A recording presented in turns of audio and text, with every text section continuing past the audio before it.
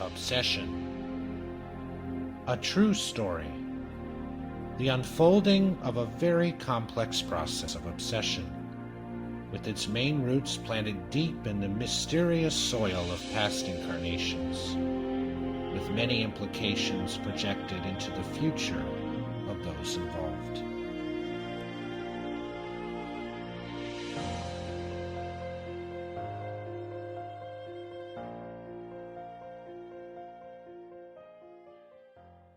Hello friends, and welcome to a new study of the book Obsession, psychographed by Divaldo Franco and dictated by the loving spirit doctor Manuel Filomeno de Miranda.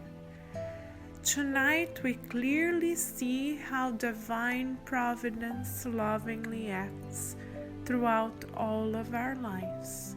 We see that God lovingly allows the past to come face to face with the present, so as to allow us to resolve unfinished businesses or to heal wounds that were left open by our own past choices.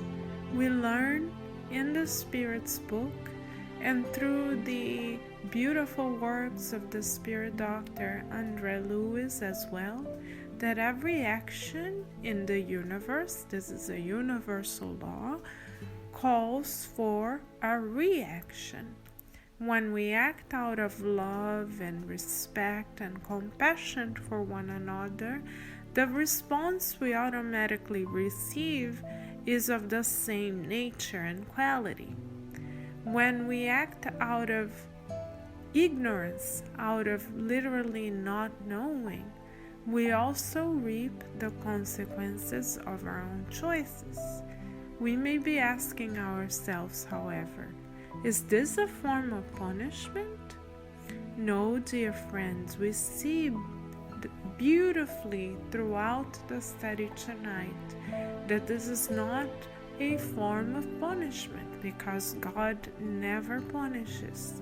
God loves us as much today as he, she will tomorrow, and as he, she did yesterday. So then why is it, friends, that we face at times challenging circumstances in our lives? It's just so we have the opportunity to learn the lessons that we were not able to learn previously. Just like a teacher provides homework for the students to better develop the skills that they are working on. And once those skills are further developed, then the teacher gives the student a homework with a different focus so as to allow the student to reach other benchmarks in their progress. God, the ultimate loving teacher, sees us in the same fashion. We have spiritual developmental goals that we are seeking to achieve, such as the practice of compassion and understanding, respect, and fraternity towards our brothers and sisters in both realms of life.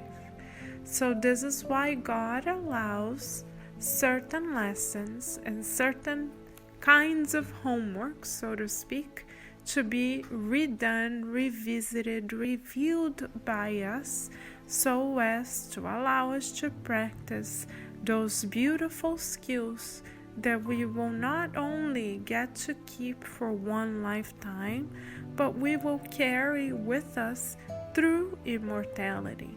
We see that the Santa Marias, Rosangela, Esther, and the discarnate friend Matthias, as well as his family, are all acquiring these divine spiritual developmental skills through the loving intervention of divine providence. Divine providence, in the case of our study, is embodied through the spirit centers that are involved in the rescue work that we were testimonies of, through the loving work of the spirit mentors that kindly allow for the therapeutic conversations to take place in both realms of life, through the loving action of Bezerra de Menezes, who, as a doctor of the soul, sees everyone's latent divine potential for beautiful and loving transformation. The study of tonight, dear friends, is a culmination of the soul transformative process through love. So let us say a prayer in honor of this beautiful and divine sentiment that shines throughout all of our hearts, not only now but at all times, thanks to the supreme source of universal intelligence that sustains every step that we have ever taken and every step that we shall ever take. Dear Father, Mother God, it is with immense reverence and great sentiments of gratitude that we choose to embrace you and render graces to you in every presence that you allow to be part of our lives, in every circumstances that we are invited to face, in every person we are invited to encounter, in every lesson we are invited to revisit, in every moment that we can add to our immortal archives of knowledge and fraternal understanding. And we thank you most especially for every opportunity you have ever given us for us to practice forgiveness, love, and compassion towards ourselves and towards others. We would like to thank your beautiful messengers of love, who, though invisible to the physical eye, are very much present in every step that we take throughout our journeys through life. Thank you for always allowing us to be embraced by your divine love. We pray so that throughout the study of tonight, we may open our hearts so as to have eyes that truly see and ears that truly listen to the presence of your beautiful and divine providence in all of our life circumstances. Let us once again render love and graces to you for the gift of every moment and every day we have enjoyed in your presence since the moment of our very creation until now. May the teachings of tonight forever be engraved in our hearts. So be it. Chapter 23. Abigail and Josefa. Free to act in one sense or in another, man's actions cause him and others consequences subjected to what he has done or left undone. There are, therefore, due to his own initiative, events that necessarily lie outside the grasp of fatality and do not break the harmony of universal laws, in the same way that the speed or slowness of a clock's hands do not invalidate the law of motion on which his mechanism is based. It is possible, then, that God grants certain pleas without disturbing the immutability of the laws that rule the whole. But this consent is always subjected to his will. Gospel according to Spiritism, chapter 27, item 6. Bezerra's suggestion to remove Esther to another hospital was received with great satisfaction. Dr. Ivan de Albuquerque, who had many friends among his colleagues, advised a small private hospital recently built in Jacarepagua, a very pleasant suburb of Rio. The hospital was directed by a competent doctor for whom medicine was almost a mission. His name was Armando Bittencourt. Colonel Santamaria accepted the advice and was later introduced to Dr. Bittencourt. The physician listened carefully to Esther's father's description of the girl's illness and then agreed to take the case personally. Dr. Bittencourt was a spiritualist. He had studied several spiritualist doctrines and believed in reincarnation. He was familiar with the fundamentals of obsession and was just now conducting research in that field. During the meeting, they talked, en passant, about Spiritism. The subject of common interest approached them and helped to develop a warm cordiality. The doctor reserved a pleasant room on the ground floor, opening onto a beautiful garden and close to an orchard. Esther was to be transferred the next day. Donna Margarita would accompany her daughter and her husband, and once Esther was located in the new environment, would fly to Salvador. The stay at the new hospital would be very important for Esther's psychic readjustment and to establish contact with family life. Following Dr. Albuquerque's instructions, Colonel Santamaria went to the mental hospital and told the director of his decision to remove his daughter to another place. The director argued that he would not be responsible for the outcome of what he considered an untimely and unwise procedure. He went on to list technical reasons to support his arguments. Colonel Santamaria was firm and would not be put off. In order to avoid any possible future problem, Dr. Albuquerque decided to back up Colonel Santamaria, declaring himself also responsible for the father's decision. They finally agreed to return the next morning to take the girl out. Back at the hospital the next day, Esther's parents and Dr. Albuquerque were led into a small living room where the girl would be turned over to them. Meeting Esther was a shock to her parents. Although they had prepared themselves emotionally for the worst, they could never have expected what they saw. Exhausted, her worn-out face revealing the long torments she had been through, Esther staggered into the room, a human ruin. One would say she was walking off a battlefield, not in a hospital. The parents held her tight in their arms and she fainted from weakness and emotion. Dr. Albuquerque helped the girl to come to as soon as she had regained consciousness. He asked for a stretcher to take her out to an ambulance waiting outside. Esther was not fully conscious. That is, she had come to, but she seemed to be only vaguely aware of her surroundings and somewhat able to identify her parents' presence. She was in a dreamlike world on the way to objective reality. She sobbed and sighed and mumbled unintelligible, incoherent words. Her anxious parents caressed her and tried to encourage her. "It's over, darling," they said. "It's over. Be brave and trust God." The loving scene showed how important it was to forget one's past in a new life. In addition to its privileged placing in a quiet and beautiful neighborhood far from city noises, the hospital had a devoted and very competent staff. Besides the scientific resources in the treatment of patients, they also put a lot of love into what they did. They knew how important patients' attention and love were in any therapy. Dr. Bittencourt suggested avoiding strong emotions in the first critical days. He prescribed a short period of sleep therapy to help her physical body recover its harmony.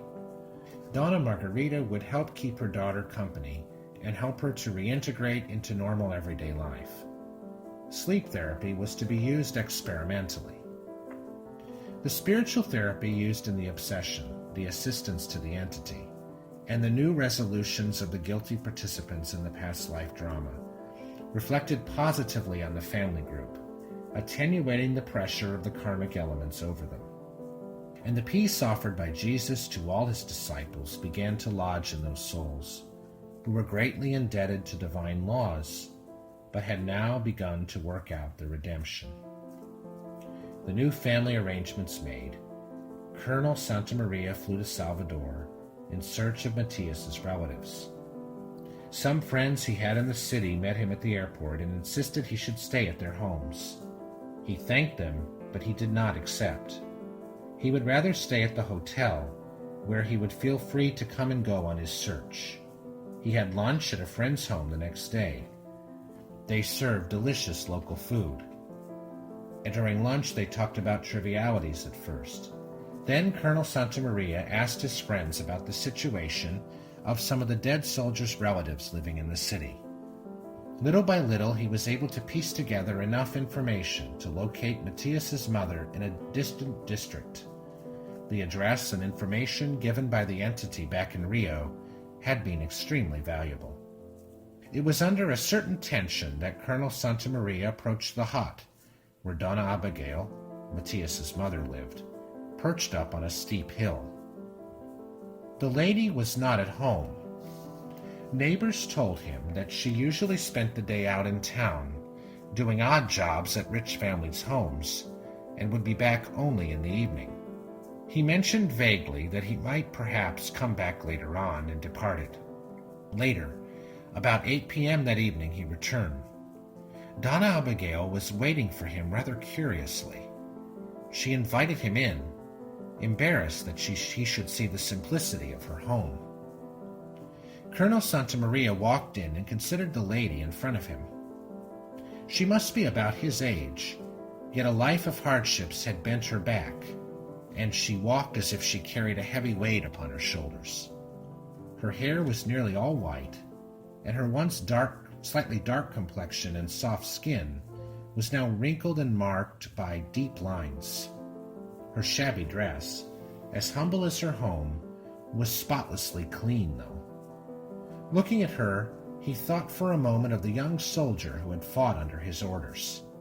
She had the same eyes. He felt sorry for the lady and wished to comfort her. What hardships she must have been through, he thought, concerned. Humiliation, misery, and shame. If only I had known, he continued thinking. Or maybe it wouldn't have made much difference. Who knows? If I had been informed of her difficulties before all the things I've been through lately, I might never have given a thought to it. Pride blinded me. How many poor old women have I come across in the streets? Did I ever give them a second look? Did I ever think of helping them? No, I didn't. I was blind. But fortunately now I see. His eyes were moist, but the tears did not dare to come out. The long silence was making the lady uncomfortable, so she broke it by saying, "I've been told you were here in the afternoon, Doctor. What is the matter?" There was a certain tension in the question. One would think she was afraid of finding herself involved in some kind of problem, or maybe she was just cautious. "Oh, no, nothing, I'm sorry," answered the colonel, stepping out of his thoughts. "And please don't call me doctor. I'm just an army officer. I knew your son. He served with me in the war. That's the reason that brings me here." The lady's face showed amazement at first, soon followed by utter agony. She pressed her chest with her right hand, as if wishing to stop her heart. "Good God! Did you know my son Matias?" She burst out crying convulsively.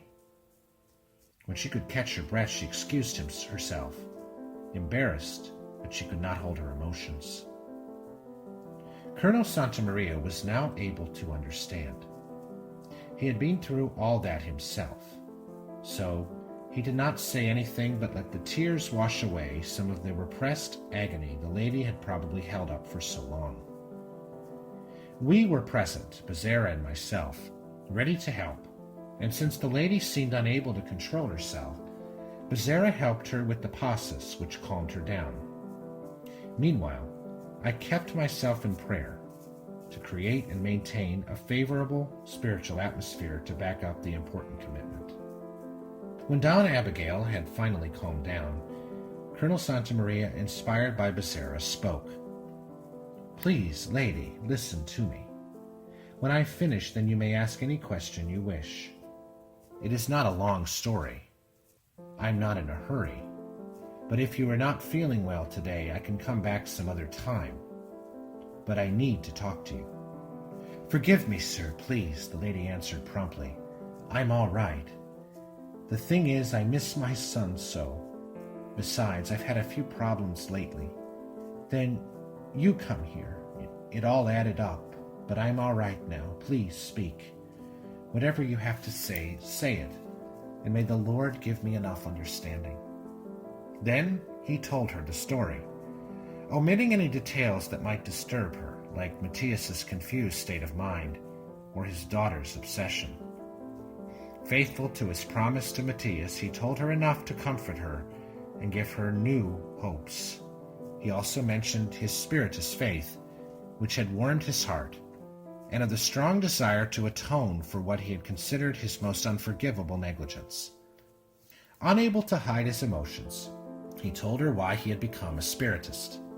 He mentioned his daughter's illness, omitting, of course, Matthias's participation in the process, and said that his daughter's problem had, paradoxically, been the turning point in his religious convictions. Then he told her that through a medium, Matthias had informed him of her difficulties and those of her daughter, reminding him of the promise he had not been able to fulfill, as yet. She listened patiently to him, shedding a tear here and there. The colonel told her he had not brought money and did not mean to buy his spiritual peace, but he begged her to help him, to understand him, and to be kind enough to accept the fraternal hand he offered her, as she would a brother's. The colonel's confession sealed a sacred spiritual communion, reminding us that all creatures are brothers and as such are responsible for one another. Jesus taught us so. When he finished his long narrative, he was pale and sweating abundantly. Having now brought peace to his guilty conscience, he took the lady's hand and pressed them tenderly. Visibly embarrassed, the lady thanked him warmly. Her mind could not grasp all the facts clearly, but her heart felt them and understood. It was her turn to talk. She first told him she was also a Spiritist. Then she told him her troubles, her worries, and her pains. Her daughter, she said, who had been showing signs of mental imbalance for about 4 years, had suddenly left home and gone to live in a whorehouse. One day, she went on, she had been so desperate that she had knelt in the streets and had cried out for God's help. She had said then that if her son were alive, she wouldn't be so miserable and helpless. She couldn't say how long she had remained there in the street crying, but somehow she felt her son had answered her. She hadn't been able to understand clearly how. Later, she had sought help in a Spiritist center. It was the wisest thing she had done, because she had found there a resort of peace and a shelter of hope. Spirit friends had informed her that her son was suffering in the beyond and needed her prayers, but she should not complain because complaints and resentments would only disturb him more. They had added that in due time he would be helped, and once pacified, he would be able to communicate with her. On the same occasion, her daughter had told her that she had seen her brother. He was deformed, and the sight had frightened her. She had seen him once or twice again, but the sight always terrified her.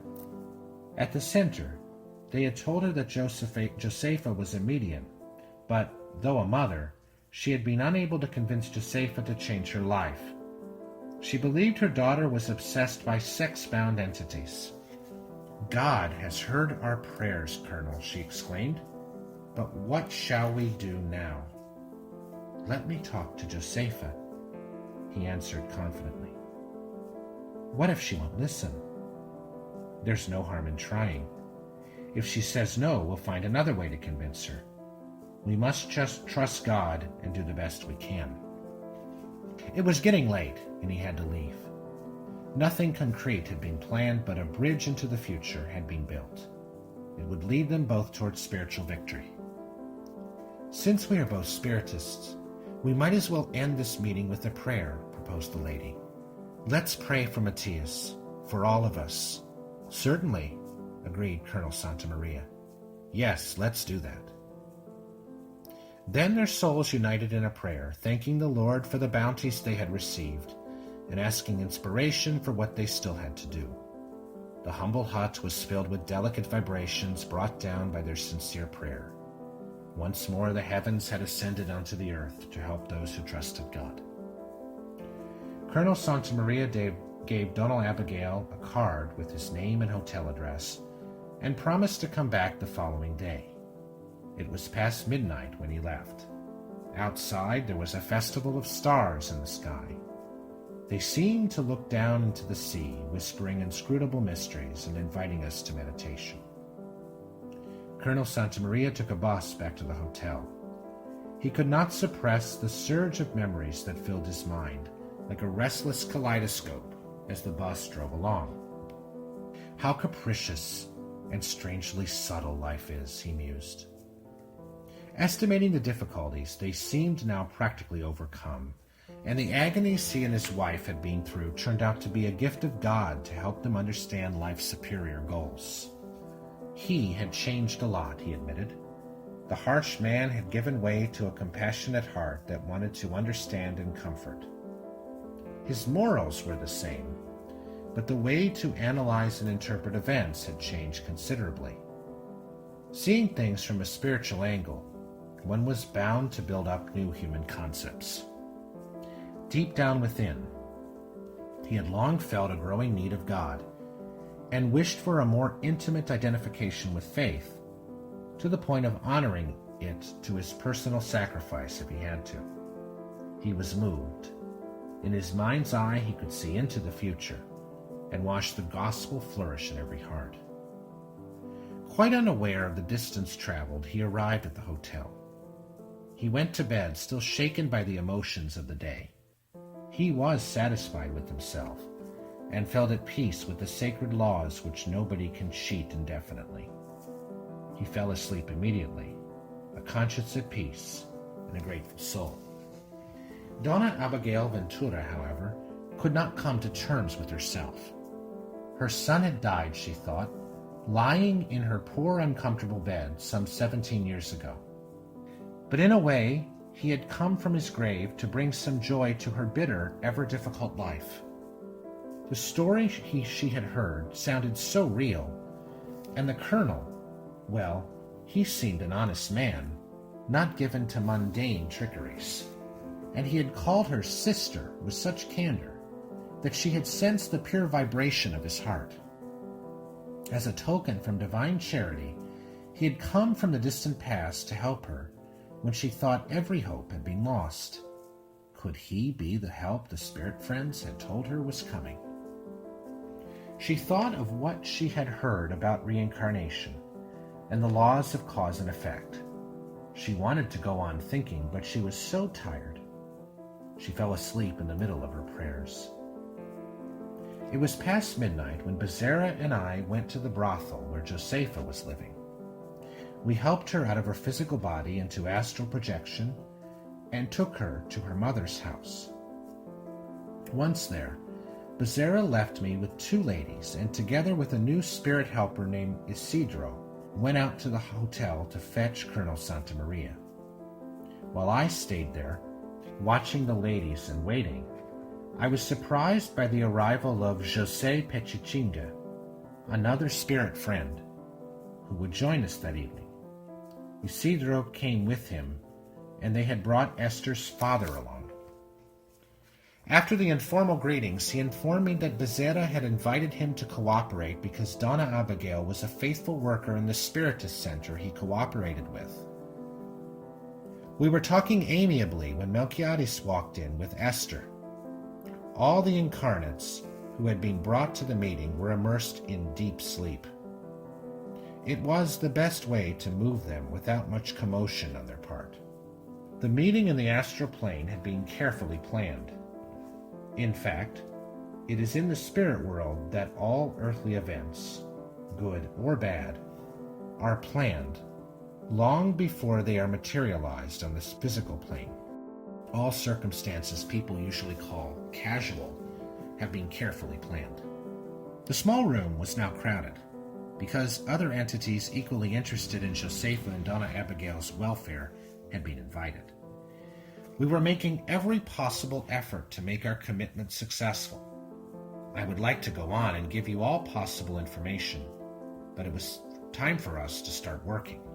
Becerra arranged the group around the room, which was by now filled with a sweet fragrance, and bathed in the lights that flooded from the spirit world. Becerra brought our incarnate friends out of trance sleep and, to start the meeting properly, asked Pechichinga to offer the opening prayer. In his prayer, the wise entity addressed Jesus and the Virgin Mary, asking for inspiration so that we could conduct the meeting successfully, and those incarnate contenders could finally be reconciled. When he finished, Becerra once again addressed us. "My beloved children," he said, "we've come here tonight so that we may use this opportunity to open up our souls to the Lord and set them free from bitter memories and unjustified hatred. The past is like a pair of handcuffs if we dwell in it indefinitely. But if we take it only for the lessons it can teach us, then it may become a luminous wing taking us way up on the ascent to spiritual progress. Our conscience is like a customs house that taxes all our errors, but it has no right to reach out for the moral baggage of our fellow men and to demand a duty on it. So bearing that in mind, we must concentrate on a conscious self-examination and serve so that others may help us." He stopped for a moment, waiting for his words to sink into the minds of his listeners, creating a spiritual atmosphere adequate for the acceptance of what he was about to propose. Afterwards, he continued, "Monsignor Severo Augusto de Martires now regrets his systematic flouting of religious principles. He has begun his moral recovery, living and working side by side with Donna Eduardina Rosa de Monteval de Alcancinado, who in her present life shares his home as the beloved but frail and sick daughter Esther. The passionate clandestine love that once burned his soul has given way to a renouncing, sanctifying devotion and tenderness through which he will redeem himself.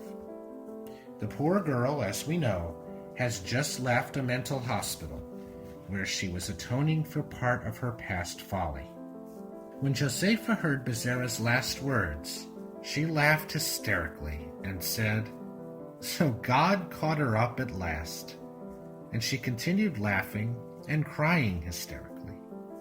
Becerra's age regression had brought Maria do Socorro back into the excitement of the bygone days of the 18th century. "How well I remember," she said, "infamous and wicked aunt. Stole my lover and shut me up in that horrible house of God, where revolt and despair taught me to hate him. She made me desert my baby. I never knew what became of it. The child I carried in my womb for 9 months. They never let me see it. So the aunt is paying for her crime now? I'm glad. And Casimiro, where is he? Somebody tell me, please. I love him so." "Casimiro, my child, like yourself," explained Becerra, "did return to the earth plane in a new body. Now listen. God's justice never fails. It is never late. But it works in its own time. And it doesn't mean to please us, but to fulfill eternal laws. Eduardina is now Monsignor dos Martires' daughter, and Casimiro, in his new body, became your brother Matias, whom you love so much and who has been such a devoted brother. Your daughter, for your child was a girl, had a very short life and has returned now as your mother, who is constantly praying for you and has entirely devoted herself to you." He made a short pause, then continued, "Now consider the precision of divine laws. Matthias acted as your avenger and went straight to Eduardina, meaning to do justice with his own hands. But, ironically, his stubbornness provided the opportunity to reconcile the contenders so that the victim will now be protected by the former torturer and persecutor. Please, my child, give your cooperation." "I'm all confused," answered Maria de Sokol.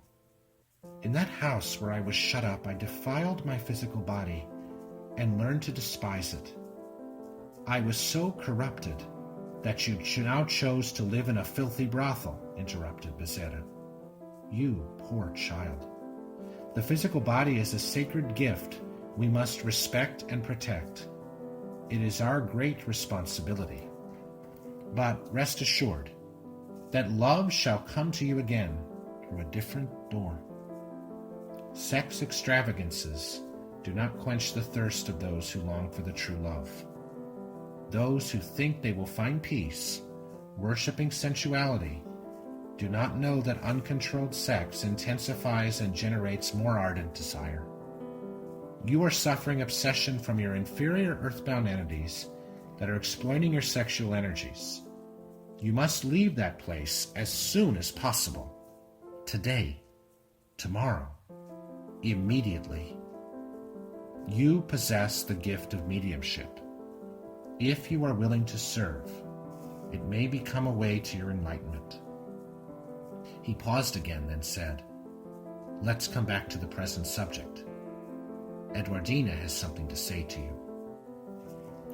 Esther, now fully conscious, approached Josefa and offered her hand. Through different ways, both girls had been severely battered by the bitter lessons of life. "Since I abandoned you when I was your aunt," said Esther, "please allow me to help you now as a sister. Give me now the hand I once ignored. I was mad and didn't know it." Josefa, also tired of the long suffering and resentment, threw her arms around Esther and said, "Yes, sure, let's help one another. We're both tired. We need peace and love." Donna Abigail approached the two girls with motherly tenderness and, inspired by Bezerra, said, "In the clear waters of true love, the slime of hatred is finally washed away. Blessed be the Lord." Bezerra brought Colonel Santa Maria near them, so that he could reach the three of them and hold them in his arms. "I shall pray to God," Santa Maria said, "to make me worthy of the opportunity for redemption we all receive here tonight. I'll do my very best to be faithful to the Lord, to you all, and to the faith I have now, which pours life and strength into my poor, indebted spirit." When the final arrangements had been made, and they had offered a prayer of thanksgiving, the meeting was ended. The incarnate participants were taken back to their physical bodies to meet their usual activities. A new day was coming. Piercing through rosy clouds, the first lights of dawn spread out over the sea, changing it into a reflecting mirror. A new day filled with hope and blessed by the love of God.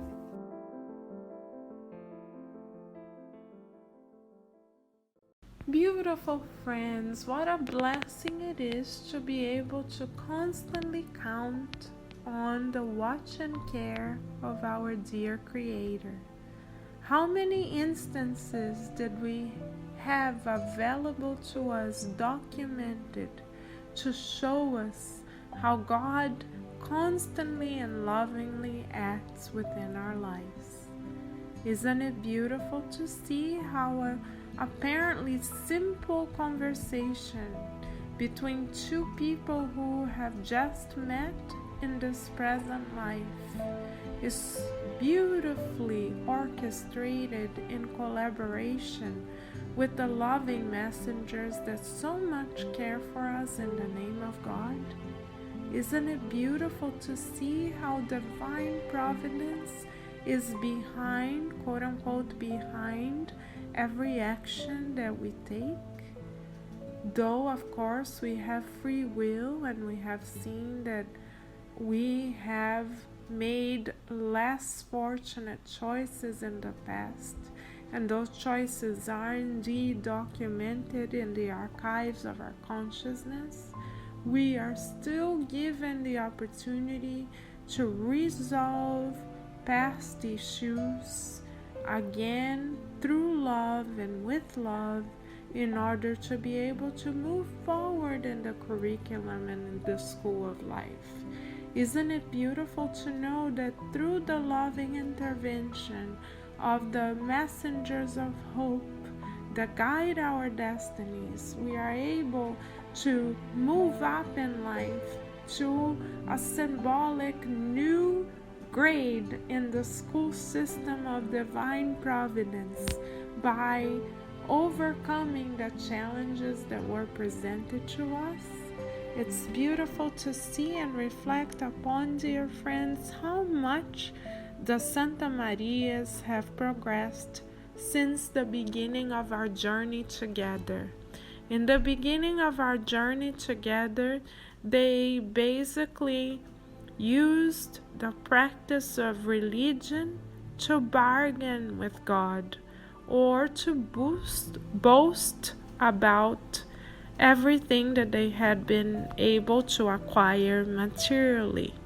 For them, material or physical life was their number one priority. Of course, material life is a blessing. Without being enrolled in the school of life, we may not have the opportunity to acquire understanding of our own experiences so clearly. So blessed be our material experience. But we notice that the Santa Marias prioritized this material experience as if they were not immortal spirits, as if their material life was the end-all, be-all for them. And that approach to life worked for them until life challenged them to reach another level of understanding. Some may have seen that new level of understanding as the punishment, as they in fact did at that point in their life. But in fact, we see that this was not punishment at all, that this was an opportunity that God granted them to revisit their understanding of life, to begin looking at themselves as immortal spirits, to begin fostering a true connection with God, a heart-to-heart connection with God based on their true feelings with an open heart, and start seeing the divine creator as someone that they could actually count on. And it was through the support of many friends that they were able to reach this spiritual developmental milestone.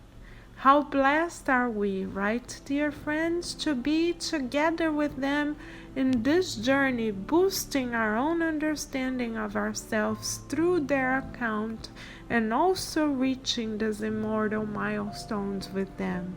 They are wonderful teachers to us, and tonight they taught us a beautiful lesson.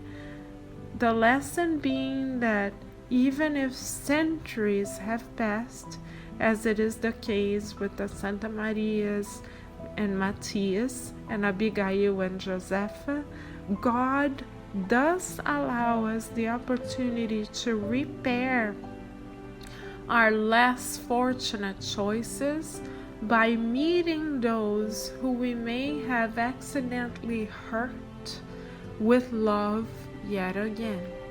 So blessed be our loving Creator that never punishes us, but rather allows us to cover our own actions with the perfume of love. How beautiful is this, to know that we are allowed to be like flowers in nature, blooming the perfume of love and exhaling fraternity towards those who we in the past may not have yet learned how to love.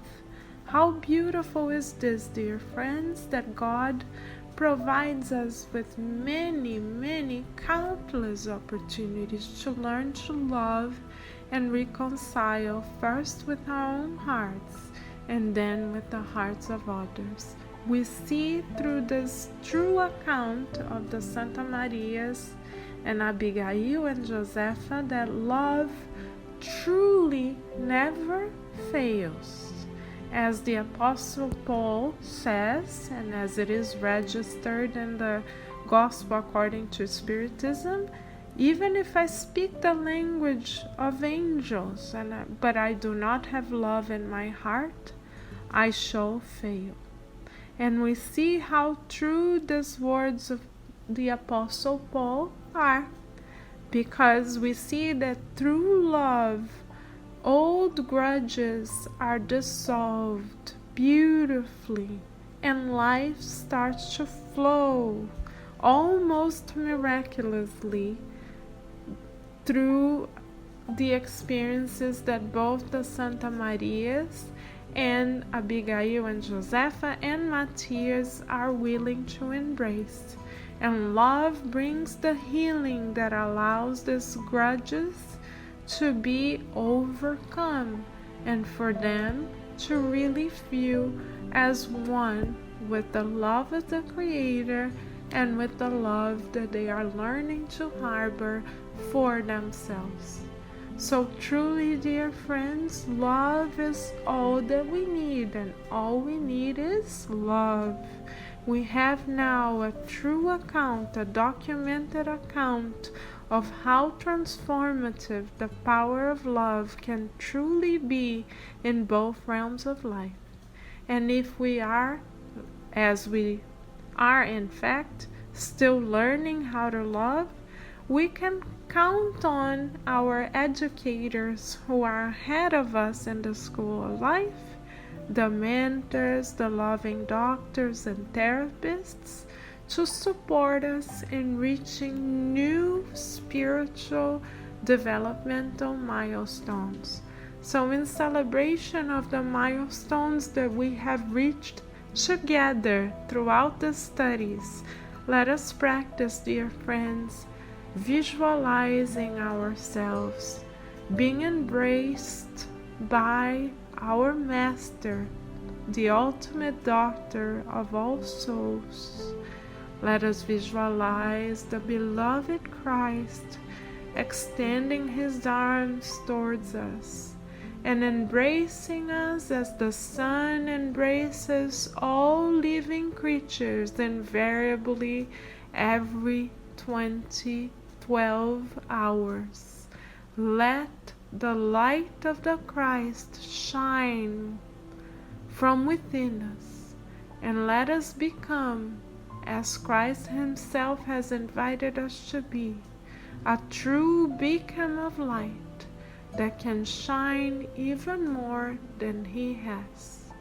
And let us invite into this beautiful loving circle of life and light all of those whom we are learning to love and respect fraternally in both realms. And let us visualize the Christ, the loving Master, embracing them.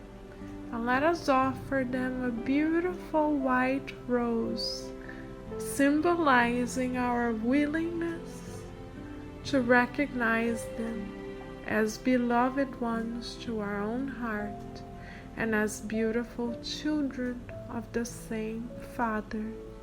In other words, as our very own brother and sister. Let us practice this act of giving of ourselves with the Christ and through the Christ in the days to come, and let us fill our hearts with gratitude as we next week, dear friends, come to a beautiful closing to this loving account that continues on through immortality. May you have a loving week filled with the blessings of God. Always.